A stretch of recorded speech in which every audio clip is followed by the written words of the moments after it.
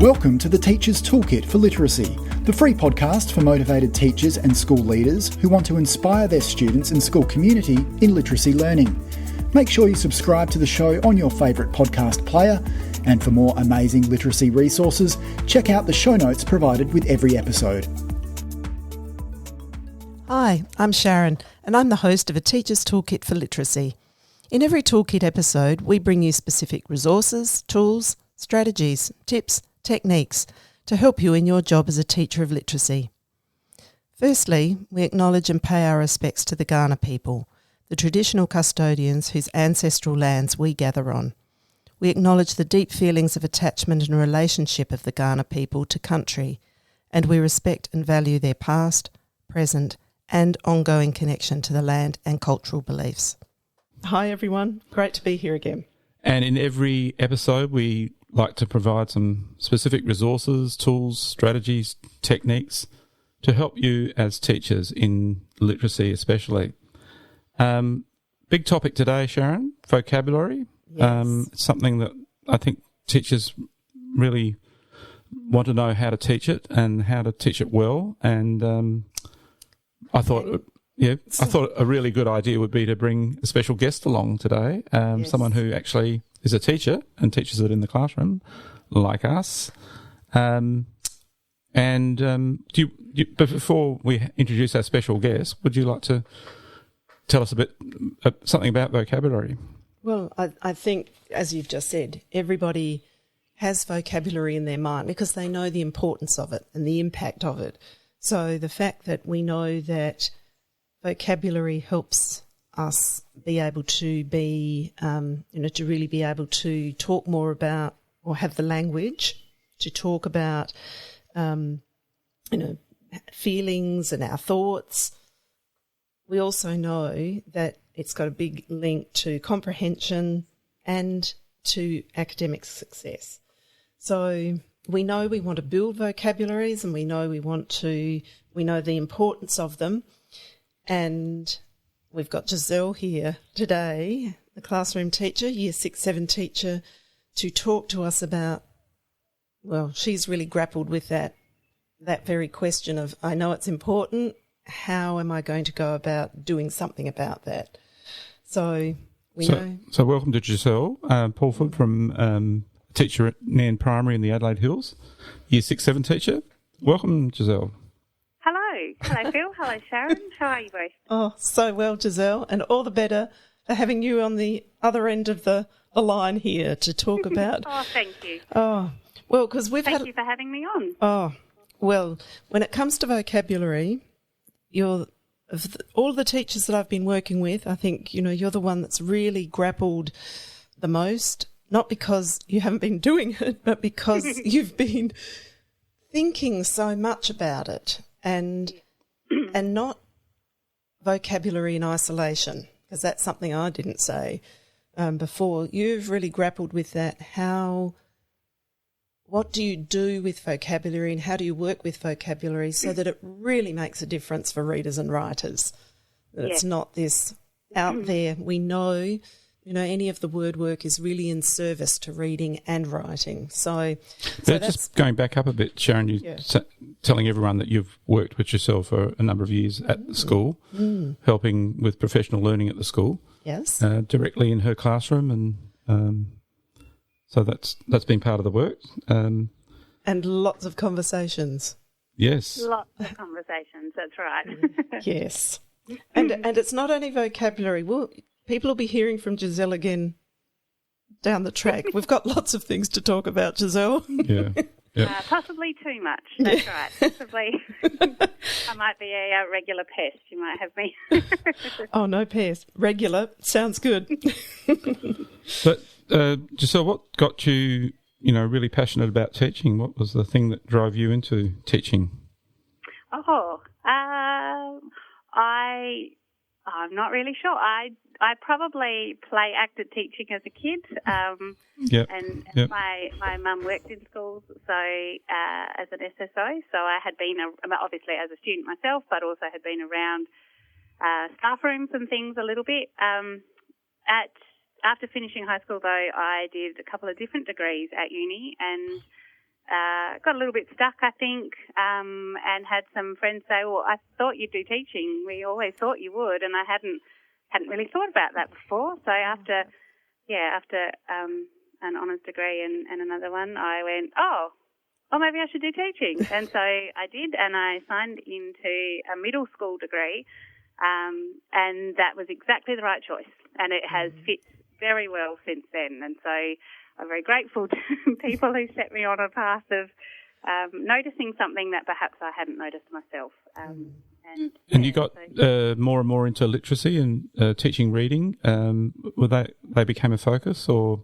Yes, that would be true to say. Very passionate reader myself, always have been, and had a fairly significant collection of children's books and a particular interest in that area.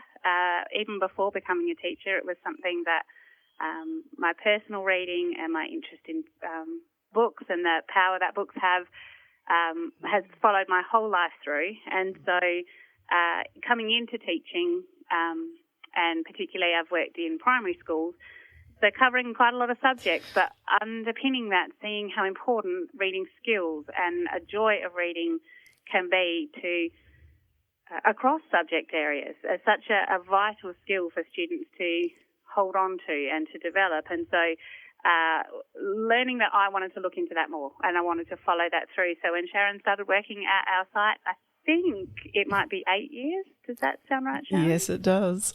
Yes, it does. 8 glorious years. I felt I'd found my literacy soulmate and going, yes, this is the person talking about, what I want to know about. And because and before, then, go on. Sorry, before that you were at what school? Another school?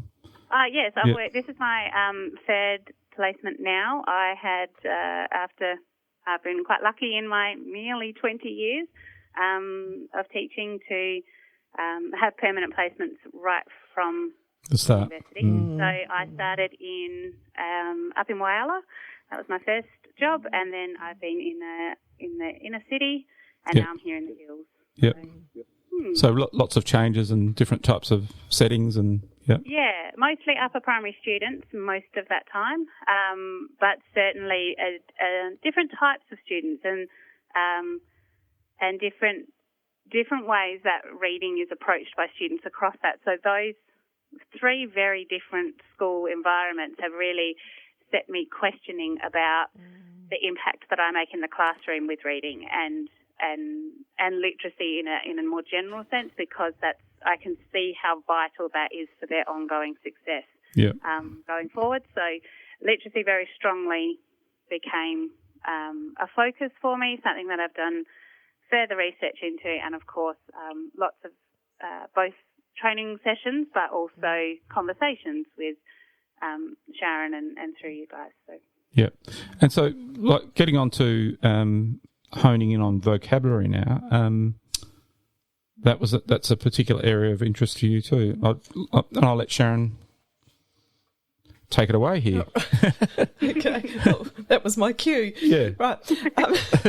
Here we are. So, Giselle, what we're really interested in,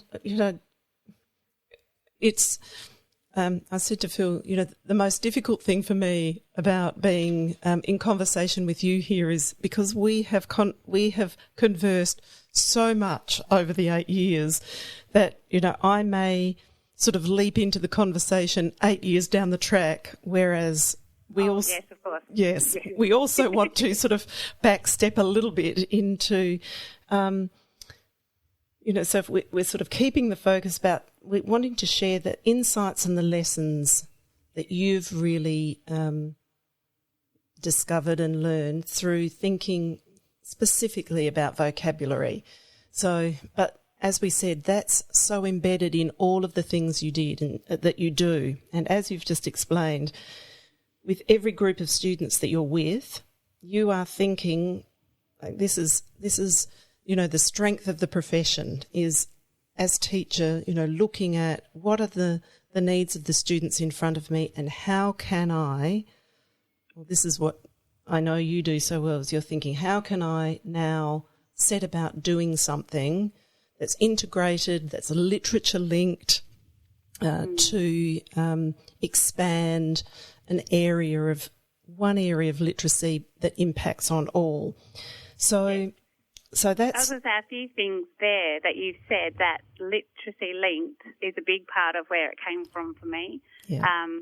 And that whole scope of literacy in general, because it is such a big area that honing in on something individual to make an impact can be quite overwhelming when you're looking at all the elements of literacy to address with students. And so that kind of ties a little bit with how vocabulary became a thing that I was passionate about. Yes.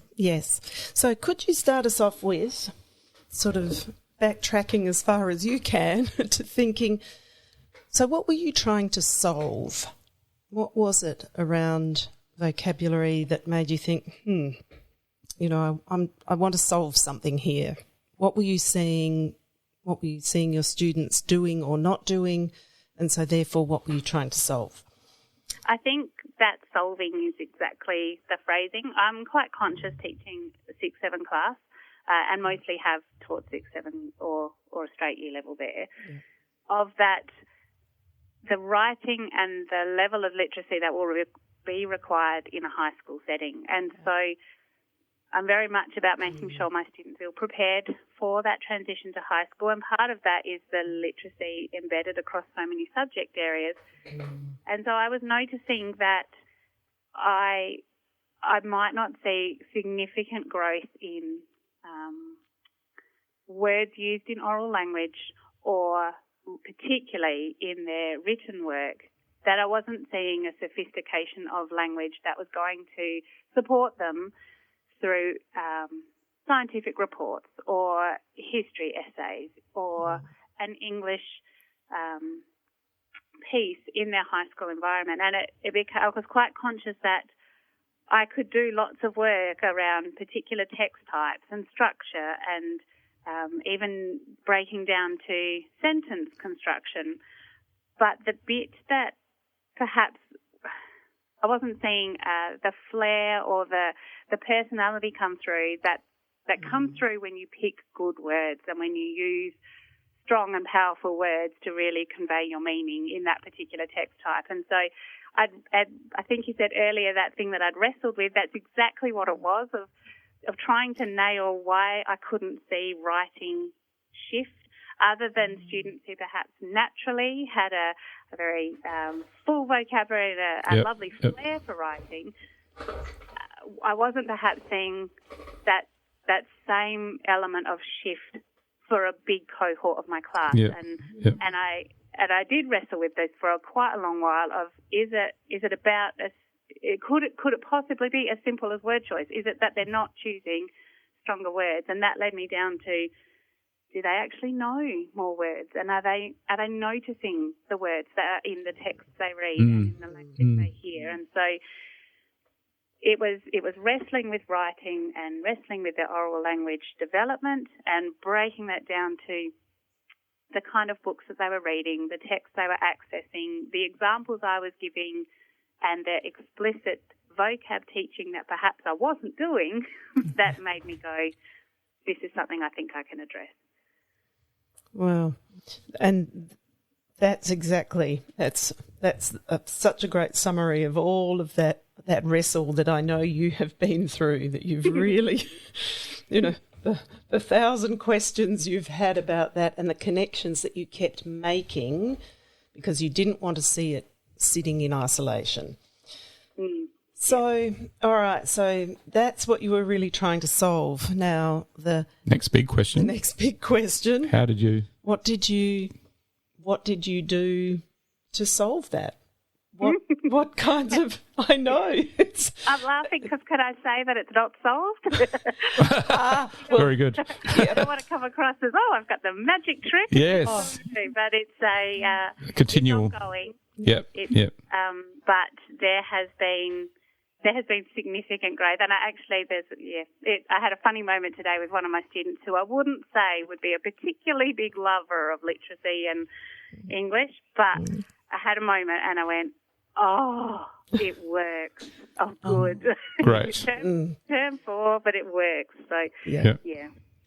And that's the key piece, isn't it? It's those in front of us when we see that it's working for them. That's what drives. That was your problem solving all through this. And I know that when you were coming to think about and to solve these things, and you mentioned a number of things in what you were seeing as a problem, things like the words and the range of vocabulary you were bringing to students. And so I know that'll be one of the things that you'll address through, the text that, particularly read alouds that you use with your students, getting them noticing and getting them engaged with it and using it. Maybe if we can talk, does that sound fair to break it down into those kind of categories? Yeah, I was going to say I could talk about the read aloud element and then could mention how I'd gone about very specifically teaching vocab. Yeah. Separate to just a noticing through reading. Yes. Yeah, it'd be nice for us to hear the embedded part and then the very focused part, that. Yeah. Yes. So to backtrack that little bit, I highly value read aloud in the classroom, and I think that's hugely important. And particularly, I don't know if it's a bit wrong to say, but I think that the age group that I'm talking, 11, 12, 13-year-olds, they're less likely to have someone at home reading to them anymore. Yeah. And that joy of a read aloud and the group connection or paired connection around sharing a moment in a text gets a little bit lost when students are only independently reading. So I have shared reading where they literally share with a partner the book that they're reading, and it's not usually a novel, it's usually something that's more open to 2 or 3 heads looking at it. But I really value read aloud in the class as well, and so I read quite a range of texts and quite regularly across the day. So it's daily, but it might be multiple times across the day that there's points where I've done read aloud. And so when I started talking about vocabulary very specifically or thinking about that, I paused more often in some of my read alouds to go, oh, that was a good word. Don't you think that was a good word? And just highlight what was probably going on in my head as a reader to verbalise that for students, to start tuning them into not just following a story, but also taking notice of the craft of the author in putting particular words together. Yes. And so it started from as simply as the books that I might have already been reading, just pausing and stopping at a particular word, even if that interrupted the flow, to get words sticking out. And then became a bit more strategic about when choosing a book, what I might point out in that book about vocabulary and getting that kind of noticed, and as simple as asking them for, what do you think that word means? Why was it used here? What word would we normally put there? And get them to volunteer a more simple synonym that we would expect most people to use, but this particular author crafted it with a much stronger, more powerful word.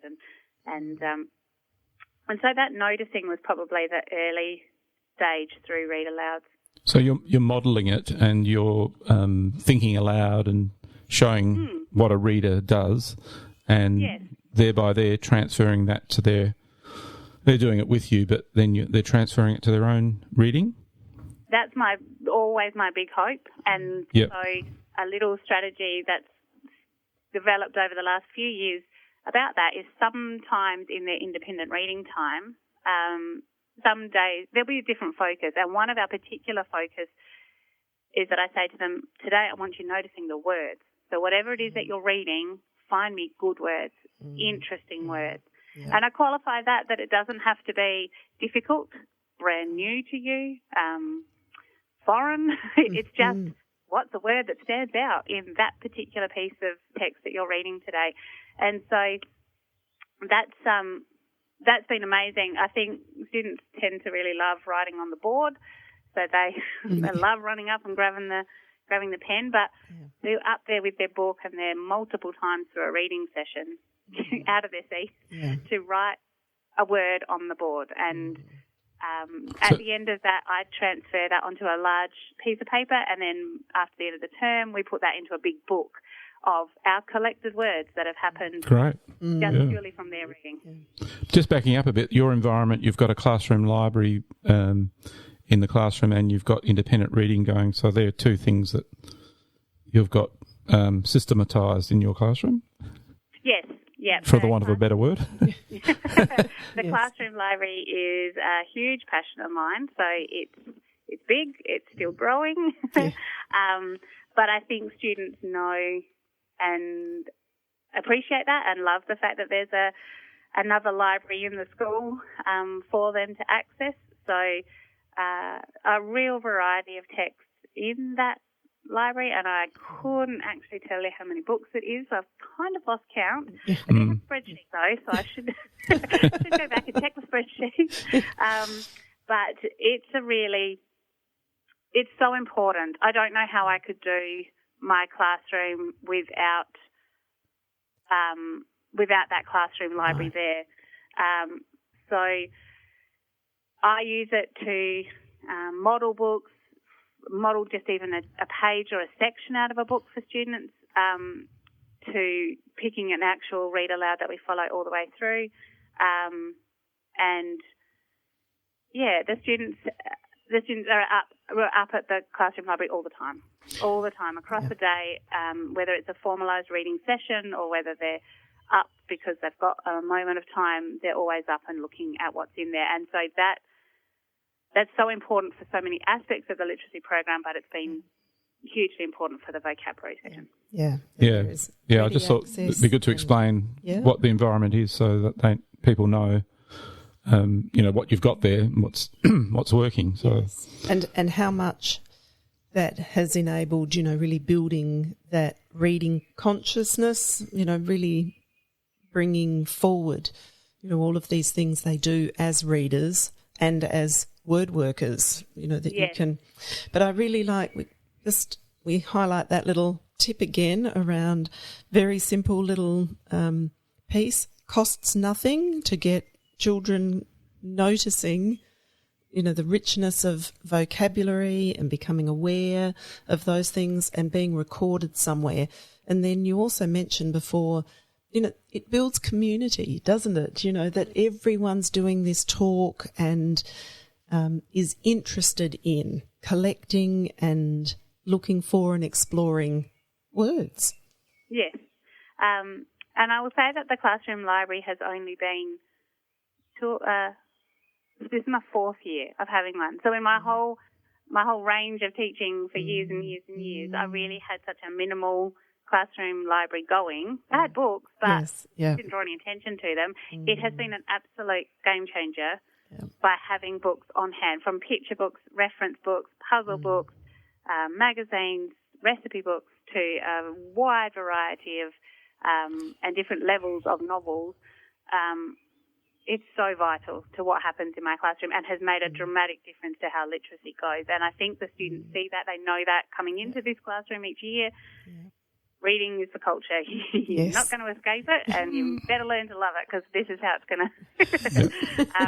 And they do. There's lots of little things across the year that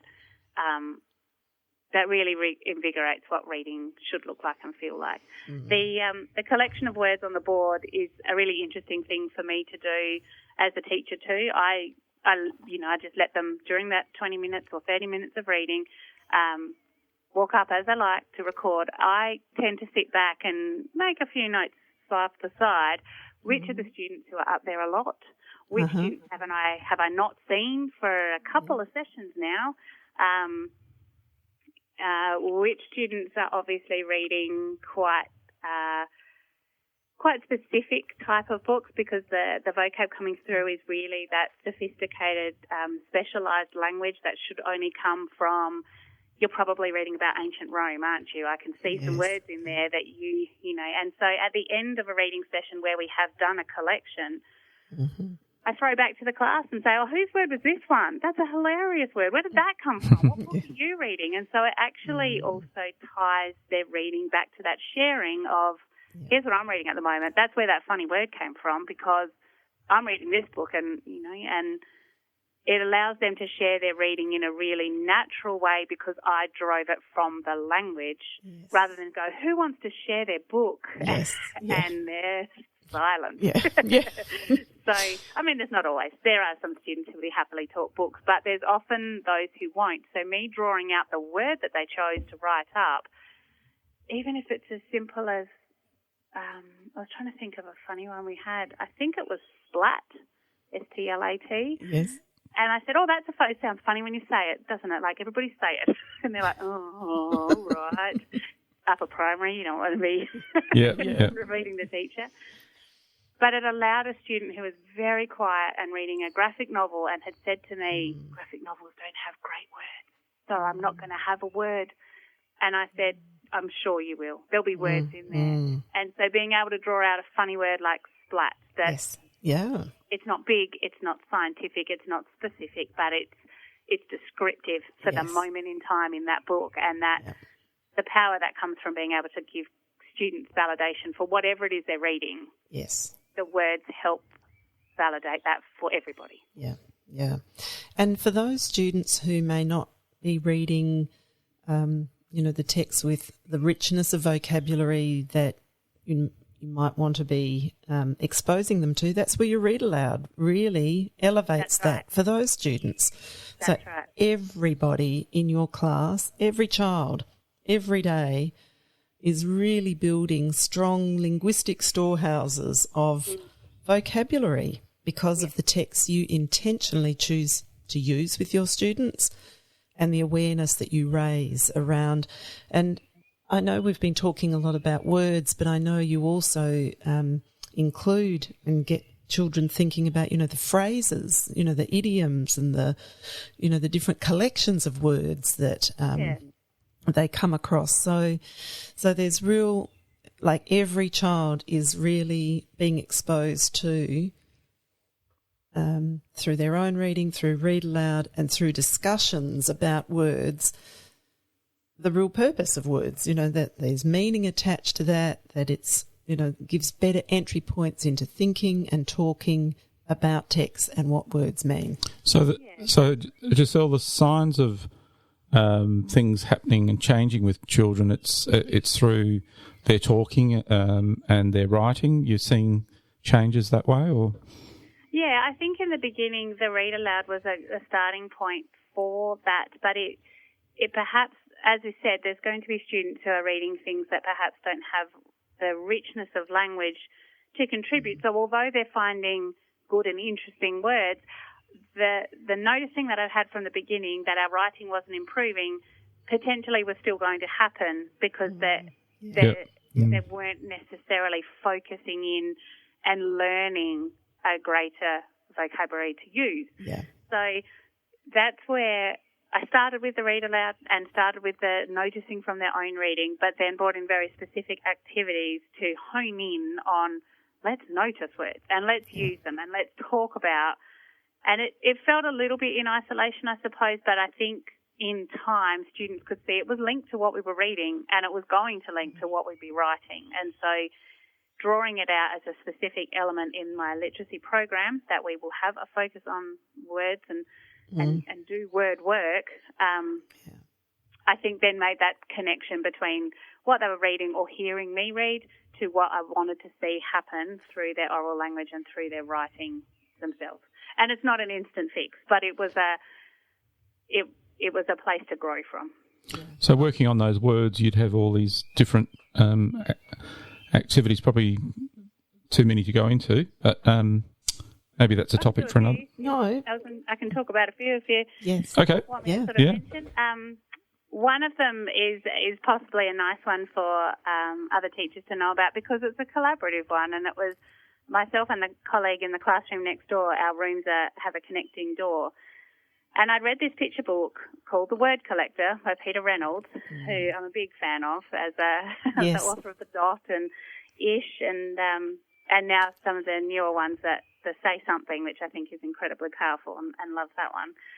But The Word Collector, when I read that book, I went, oh, this is me, and this is what I want my students to be. This is the book. So I came up with this whole concept, and I spoke to my colleague next door, and I said, do you want to do it with me? Do you want to bring the classes together? I've got this whole grand plan, and she's wonderful and goes along with my madcap ideas. So that helped. But this is probably, this is our third year now that we've run a unit, I suppose, on word collecting based on the book. So the first session we do with the combined class is always reading that particular book and talking to them and saying, this is what you're going to become. You guys are going to become word collectors. And so we read that picture book to our upper primary classes, and then we literally hide words around the room on little bits of paper. So the first one is always interesting words that come out of that particular picture book, and we hide them under the tables and behind the shelves and all over the place. And the students go hunting for them, and then we talk about what the words are and what they meant, and write them in. They make a little mini books, and they write them in their little mini book like a collection of words for themselves. And then each week we do it again, but with either, the classroom teacher next door who I work with, she absolutely adores Jabberwocky, so she read the Jabberwocky, and we had all words from there hidden around the room. It will be, we'll pick words from poetry. We will read usually a picture book if it's, to get some variation in the language we do. And some other times we'll pick a particular collection of words. Yes, you've themed them. One this year we had a couple of different themes. So we had different, I've done one on different colours and interesting names for colours that, we always see on those paint sample cards. And so they're always fun for the kids to kind of work out what actual shade is that. Yes. So we had different colour names. We've had articles of clothing. We were getting students who call every top a jumper. And so we needed to say, what is a jumper and a wind cheater and a pullover and a sweater and give them that range of language so we weren't always hearing top and pants, jumper and pants. Really expanding. And so we'd often try to find, that was working in reverse then, we'd find a collection of words we want to use, but we'd find a text that might match it or a particular part that might match it afterwards. So sometimes the collection of words was based on a book. Sometimes it was a collection we thought would be good to expand their vocabulary that they could pull into their writing, and we'd try and find a text that matched. It's been really interesting. We came back this term and I had students going, are we doing word collecting again? And we sort of went, don't know if we've got time to fit it in, but the fact that students are asking for it, and whether that's because they like turning the room upside down to look for little bits of paper, I like to think it's because there was some exposure to different words that they found quite funny. So, that's been huge, and it's, as I said, it's 3 years now that we've done that, and it's a lot of fun. It's a lot of fun, and making fun with words, which is good. And I love how what comes strongly through there is that you're not just doing the exact same thing each year, you are actually custom making that each year again from that concept. Because you, of course, have got students 2 years. You have them in year 6 and in year 7. So you are bringing in another whole, even though they will have, and it's usually over a term, isn't it? 10 weeks. A 10 unit. Weeks, 10 sessions. Last year I had a particular class of some really strong interest in Star Wars and Harry Potter and Disney. So 3 of our weeks last year had words that come from those things. So we had words that were very specific to Star Wars, beautiful words that come from many of the spells of Harry Potter, and words from Disney of, everyone wants to put out supercalifragilisticexpialidocious, but we've had so many fantastic words that have been used in Disney movies or through a connection to Disney, and the students just loved it. This year I had a particular group who are more interested in cars and motor racing, so I was looking for words that fit with that, and there are going to be, we always do the word collector book to set the scene, but I don't think I've done the same list in 3 years twice. I think it's about knowing the students or knowing what maybe they're lacking or what they're missing that they would grasp onto as new learning. So, noticing it and changing that has been good. Yeah. And then, I was going to say one of the other things that we've done is have this year particularly, a really specific focus on word of the day. And that's gone into then more development, I suppose, of the etymology to really get students understanding where words come from and particularly that replacement of the low-level sort of tier one kind of word you might have used to put in your writing, here's a better example. And that has made a significant shift in what I'm seeing in their writing samples now by having a really specific word of the day focus. That's been amazing. Yeah, because you, the word of the day, is that a unit as well? You do that for a term or is that across the whole year? That has been, a particular resource that I bought has allowed me to now sort of make a piece of work around it. So this year we started it in Term 3, and it is absolutely going on. That was my little moment today, actually, because the student that I said is not, he's read Hatchet multiple times, and all the, I've got him onto the others in the series, which has been great. Yeah. He didn't know there were more. So right. That was lovely. Yes, because there are a number more. I think there's, sorry. I was going to say he hasn't moved from Hatchet, but that's okay because he's reading and he enjoys it and it fits with him, so it's good. But he came past me today and he said, "Are we doing word of the day yet?" And I went, I don't know if I've got time. We should, and I should, I think we even missed one, didn't we, last week? And he's like, yes, we did miss it last week, and we haven't done this one either. And I went, okay. Yep. And then went away and had almost a little moment in the corner going, he wants to do more of it. You were dancing. You were dancing, Giselle, and you should be. That's impact. That was just, I didn't know he noticed, really. I didn't know he would go along with it. He's absolutely prepared to go along with, this is what the lesson is. Yeah. I didn't know if I missed it that he would miss it. Yes.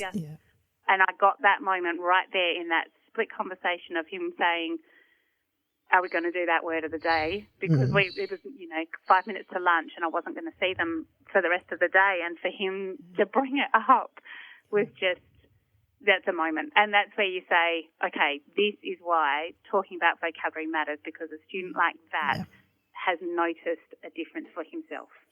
Yes. So. Yeah. Just talk a little bit about, so the word of the day, is this a 5-minute slot? Yeah. Yes, in that the particular focus on the word is actually quite short. We follow it with writing immediately after and using that word of the day. So that actually extends the time out. So in some ways I could say the focus on the word of the day is 5 minutes, but probably the use of that word of the day actually stretches out to nearly 20 minutes, half an hour in our writing session, which is good, which is really lovely. So I just wanted to sort of clarify there for people listening that, you're not giving a word of the day and then people, your children are looking up definitions and putting it in a sentence and, they're engaging with it, they're talking about it, they're exploring it, they're looking, as you said, at the etymology of it or, how it's, how it functions, how it works, but then they are using that word. Yes. Yeah. The resource that we use supports that, and so it has an image, which is hugely important for students understanding vocab, to see it happen. I could use as many other words as I like to give a verbal description, but seeing an image that can be quite humorous sometimes to fit the word has helped so many students actually grasp on to that word, and particularly if it's told in a humorous manner, that kids generally enjoy humour brought into their classroom learning. And so the resource that we use has the word of the day. It has an example sentence of where it's used, which matches the image, the comical image that is being used there. So what's the resource, Giselle? We use the one produced by Mrs. Wordsmith, and it's the Storyteller's Word of the Day. So there's 2 now, and there are 180 words in each. Yes. Has a really vibrant cartoon image each time, and it's pretty well an A4 sized folder, so it actually sits up on the classroom at the front of the room, and each day I can just flip over. I don't use it like literally just flip the page. I strategically pick which words I want to be word of the day for a reason. I found 3 that work with if we're doing... We were looking at some... through geography, we were looking at some mountains, and we were talking about mountain ranges of the world. And so I found 3 words. One of them was summit. 3 words through the entire folder. I found the 3 that kind of would work. So over my 3 days that I was in the class that week, each day had a word that could tie back to a unit we were doing in another subject. Nice. Some days the nice students, to mention that connection. That intentional so no, choice. I wasn't. It doesn't suit me to use it. No, day 1, page 1. Day 2, page 2. I needed it to fit. Yes. And there's going to be words that I didn't think they were already using, so I don't need to bring focus to that word necessarily. I wanted to expand their vocabulary, and I wanted to show them, and that's what I like about this resource, is it actually gives those synonyms on the back. So I can say, well, I asked the students actually first, what do you think another word is? What's a word you would have used? Yeah. And then now I'll tell you, what some other examples are. This particular resource often also has a small quote from a piece of text. And so if it happens that the quote did come from Harry Potter or came from Charlotte's Web, it's quite nice for me to be able to go, I know some of you have read this book. Look, today's word of the day was actually in your book. And I like that I'm a bit time poor. I'm not searching up references where that word was beautifully used in a text.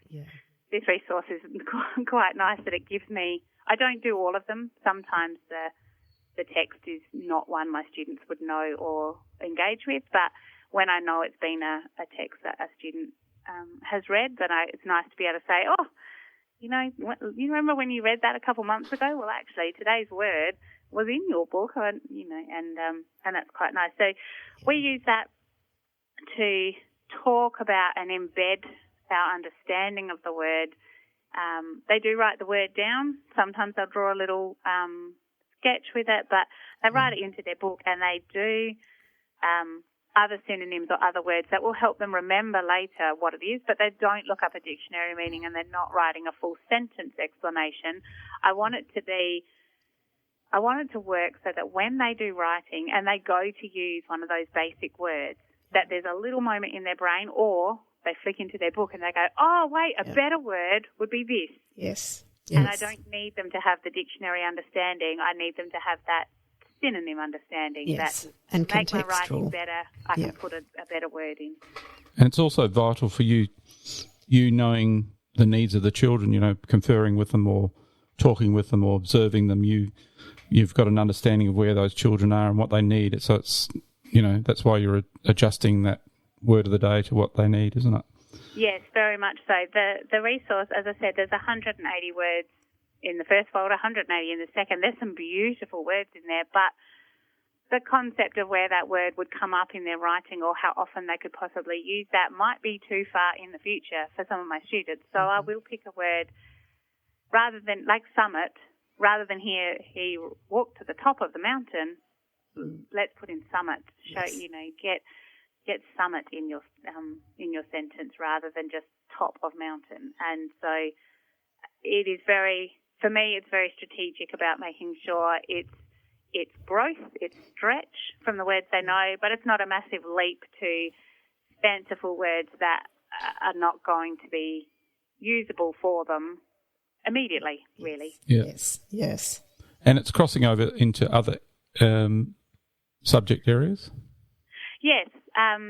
That comes. We always have had a focus when starting a unit of work to build a bit of a word wall or to make a collection of key language that will come up or they could expect to see in their reading or their research for a particular unit, whether that's ancient Rome, or as I said, the geography. We were looking at mountains and plate tectonics and a few of those things. So I'd always kind of had that where words that I used or were drawing out for units of work I felt were perhaps a little bit isolated too. I'm in science, so we're going to talk about science words.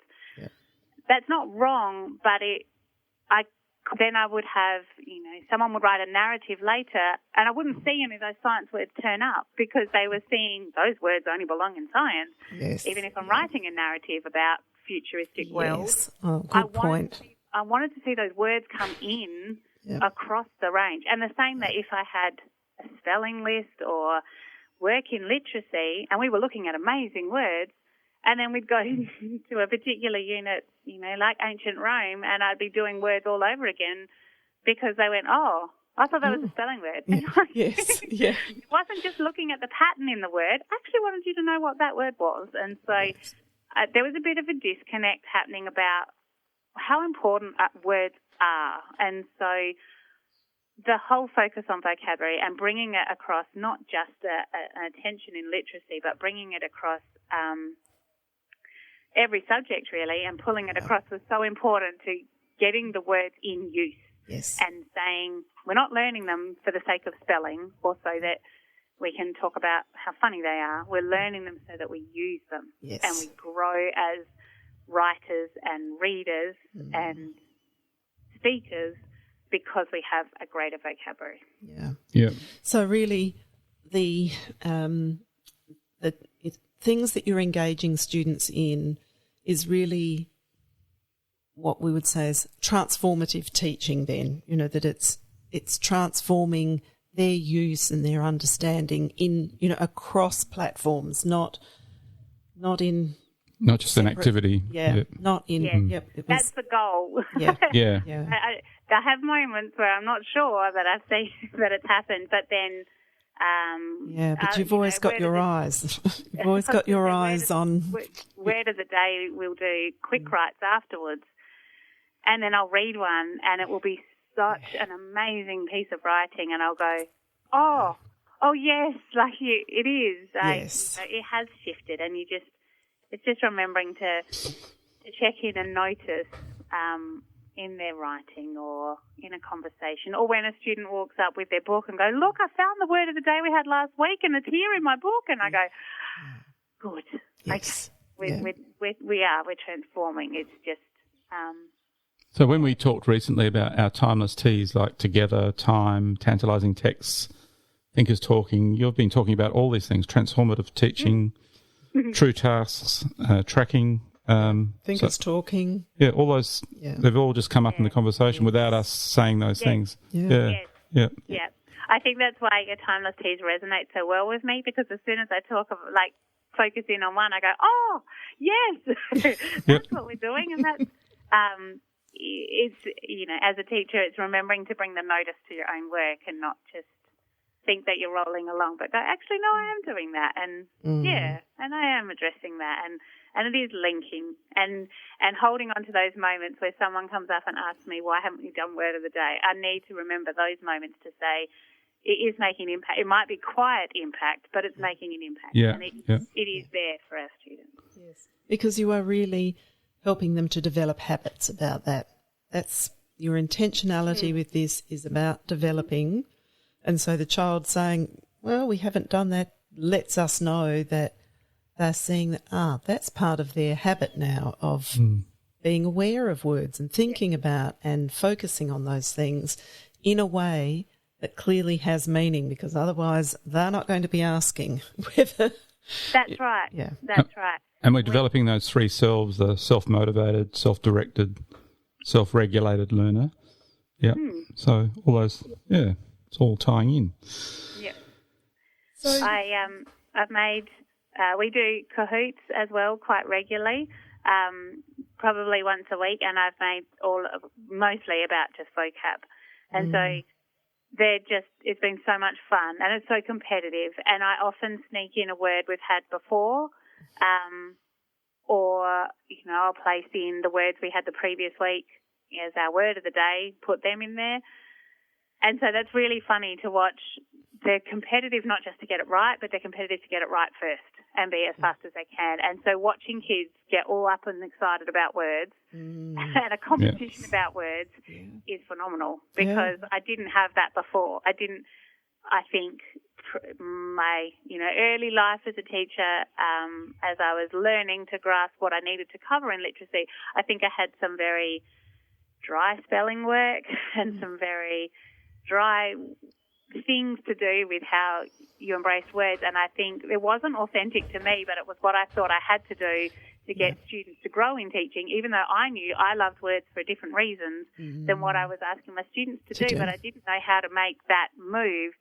So finding games and finding funny resources, or finding texts, particularly the text, finding the text and reading them out loud and going, this is why I love this book, look at this word. Like, I needed to bring that authenticity of what I loved about it into my teaching. So although it didn't look like the standard spelling contract or the here's the dictionary meanings we're going to do about words this week, the authenticity of saying, this is why words are awesome and this is why, and look at this book and how they use them, has made all the difference. So that's real.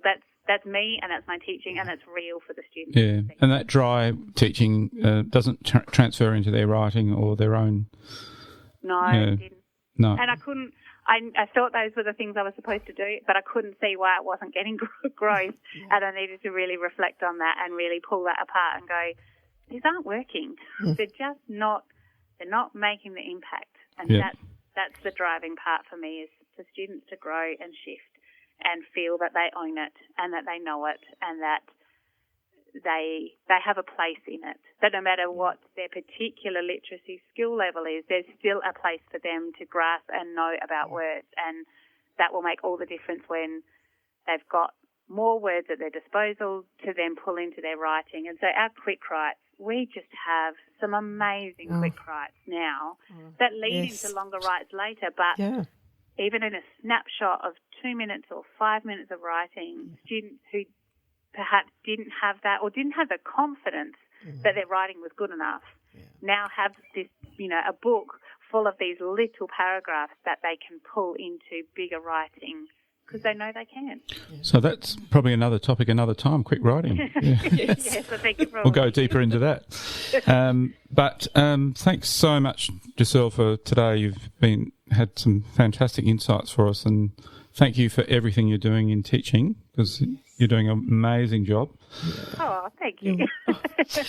And this opportunity to share, it's so important, because how you've grappled with it to engage students and where do you fit this in, within the big picture of all of these things. That's what you've really, really articulated and shared with us today.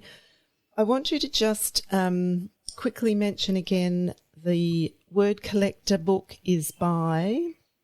Peter Reynolds. Peter Reynolds, because I know there'll be people that will like to chase that up, and we always like to have a book recommendation every session. There's probably also, you've mentioned some of the books that you would have read aloud, but you've had some good read alouds. What have you been reading aloud this year to your 6-7s? I started, what was the first one? What was my first one? That's okay. You can. Late in the year, I'm feeling it. What was our first one? Work backwards. Well, we're currently reading Hovercar Racer by Matthew Riley. Oh, yes. I'm a little concerned we won't finish it before the year is up, but my goodness, are they engaged? Yeah. It's perhaps not, it's not the strongest book for vocab, but it has been, because it is a fanciful future. There has been language developed about, a future of hovercars, and so students do. I have to be clear with them. No, that's not real. It's just for the book. But yes, that's new language. That's new language about car racing and about the cars, and it's that action. It's the cliffhanger chapters. It's just engaged them. They've just loved it. Which is a good example of also showing that you're not always choosing a book with a vocab focus, that it's the richness. You're intentionally choosing books for read aloud across a year for a range of different purposes and to build, that range of experiences that they're going to have with text. So, for all that I love vocab particularly, that's very true. That reading is my big goal of students, and so the books are always chosen specifically about, like, Hovercar Racer is chosen for this time of year. Attention is waning. They're feeling a little tired. We need a book that has short chapters that leaves on a cliffhanger that they're coming back the next day to want more. So, so that's very much about what that one is. I had Dark Wind Blowing, Jackie French. Yes. Had that one. Always a powerful one for students to be thinking about relationships and how we treat our colleagues and our people that we work with. So not an easy one for some students, but a good one. An important one. Yeah, one I love. Yeah. One I love a lot. We did the first book, I've lost the title now, but the first in the 7 Signs. That was very intentionally, students were picking up and dropping down books. And we started, that was early in the year, with a new group of students in the class who hadn't experienced my classroom library yet. Yeah. For me to say, here's a series. Like, if you have been someone who flitters from book to book to book, I'm going to start you off in a series that, you might enjoy. And so the 7 Signs is a good one. I'm trying to think what else I've had. Whilst you're thinking of that, I'm going to say in all of this, everything you've talked about, Giselle, really reminds us about how much you're always thinking about giving every child an entry point into everything that you are orchestrating. So that's my hope. Yeah, that is my hope. That is very much a driving part of what I'm doing, that there's not one thing that will fit all. And linking back to what I was saying about the dry version of spelling contracts I would have had 10, 12 years ago, that I was trying to make something fit that didn't fit. The students, it might fit 1 or 2, but it wasn't right. And that's a confidence in teaching, I think, too, that can be hard in the beginning, but I needed to focus, and I needed to spend time on going, what do the students need each year? Yeah. What do I want them to gain from the text that I read? How do I want them to engage in reading? Yeah. What do I know about their literacy levels? How do I help them to shift and grow? Yeah. Wow, that was a nice little summary right there, Giselle. That was a bit of gold. I'll listen back to that and catch that. That wraps it up, I think. But we thought we'd finish off with some fun questions at the end, some rapid-fire questions where... Oh, did you? Oh, great. Where you just answer it. I listened to the other podcast. I was hoping I was going to be asked what's a great book this week and what's a great tool, and now I've got a whole new... well, here it comes. You've talked about some good books. Yeah. We've talked about some tools, but when we have guests on, we've always got this little segment that we're calling, the rapid fire questions, because actually, good link to this week, they're actually a really nice tool for building vocabulary and thinking and talk. Using them with your kids. Yeah. Yeah. So we don't think they're just for, getting our guests flustered at the end of a podcast. Hopping and skipping, absolutely. When they've been talking about all the other wealth of things, should we even be finishing off with them? But here we go, Giselle. Okay. What was your favourite book as a child? That's not a hard question. Oh, my goodness. Got that, It's not early childhood. It would have been maybe around 9 or 10. Alana, The First Adventure by Tamora Pierce. Oh. It actually is still one of my favourite books, and I have 5 different copies of it. Oh, goodness. Oh, my goodness.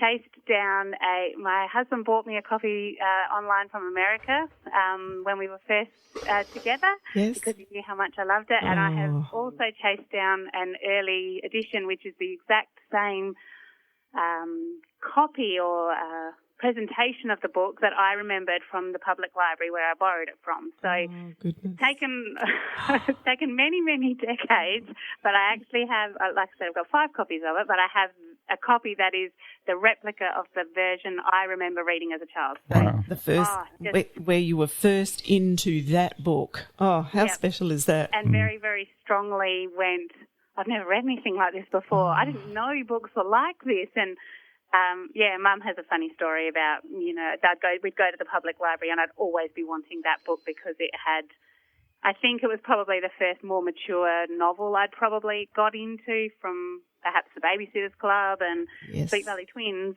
I think it was one that led me into a world of fantasy and, so it's still one of my favourites. All of these years later.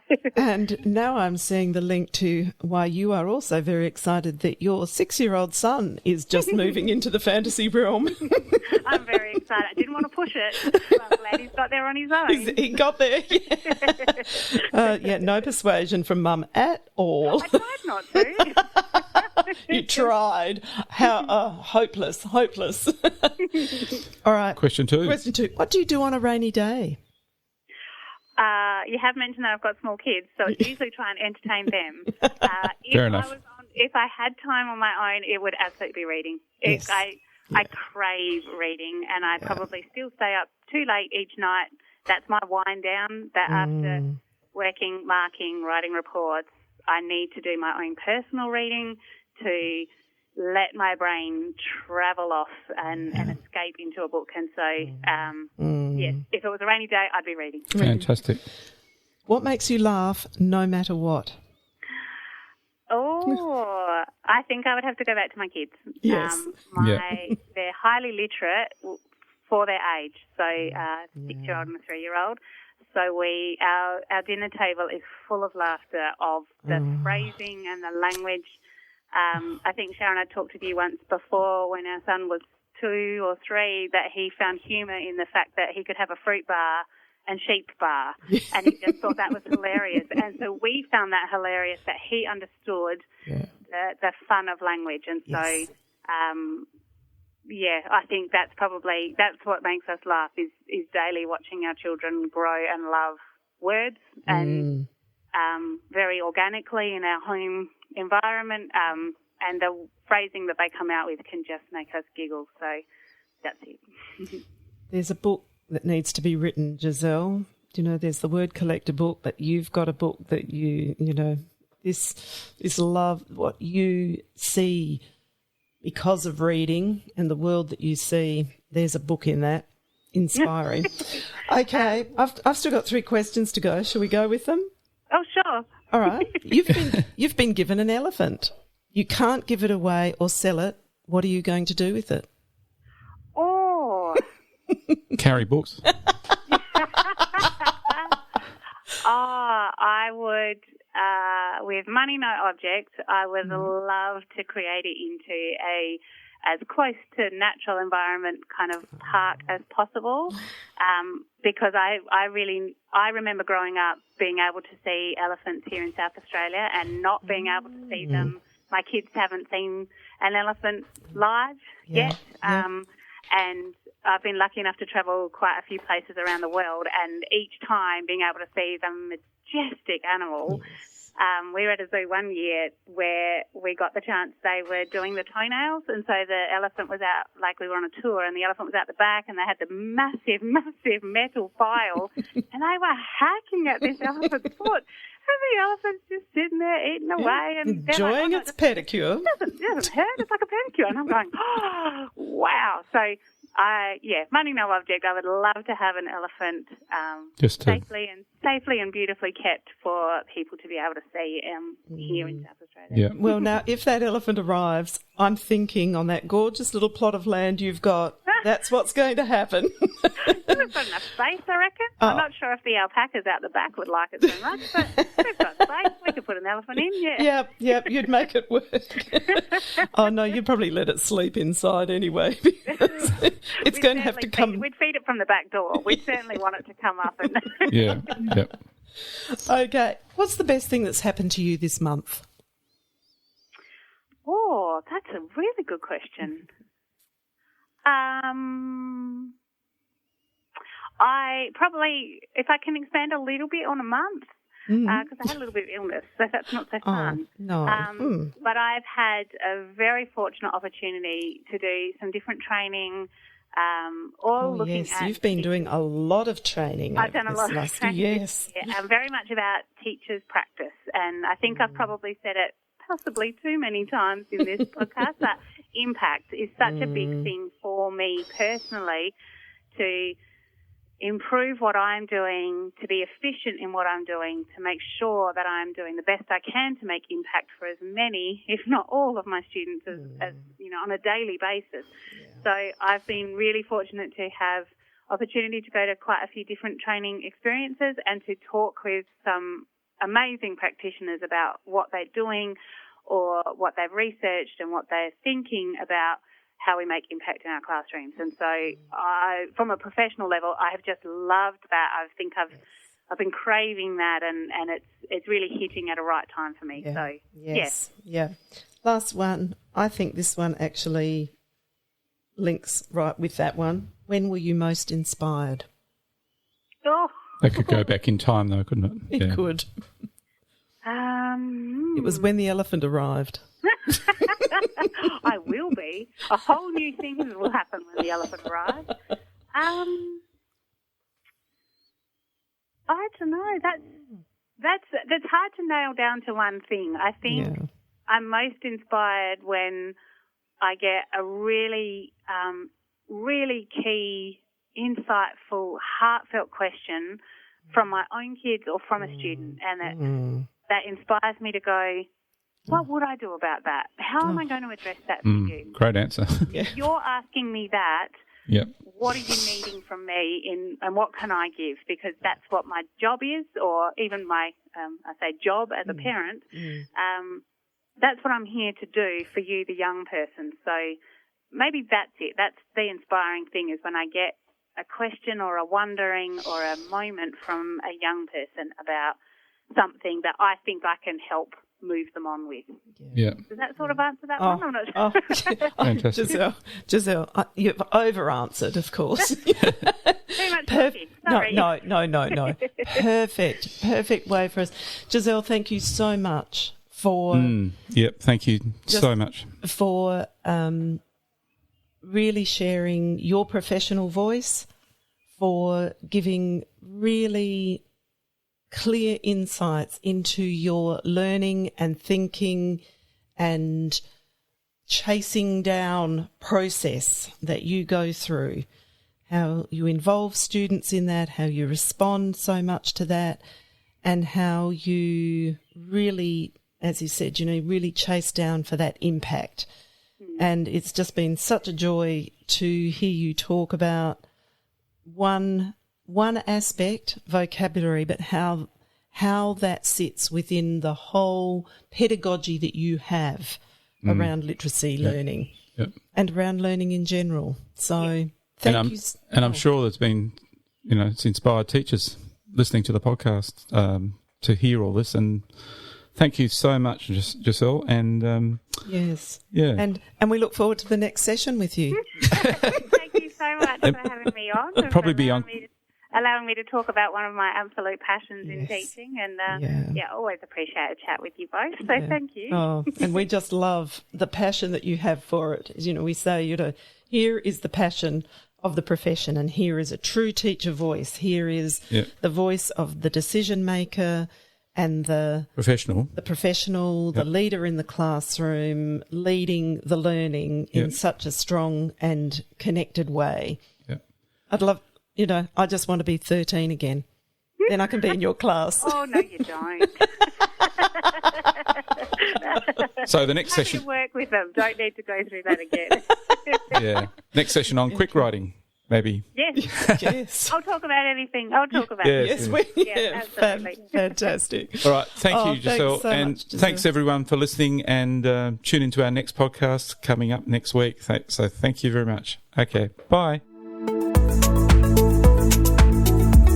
Thanks for listening to the podcast. To make sure you don't miss any literacy learning tips and insights, please subscribe to our show on your favourite podcast player. At Q Learning, our literacy specialists draw on over 30 years of teaching and international consulting experience to deliver world-class learning solutions. We equip, empower and support teachers to become their authentic selves. To find out about upcoming webinars and about how Q can help you and your school, visit qlearning.com.au. and you can get even more amazing teaching resources right now at teachific.com.au. Stay tuned.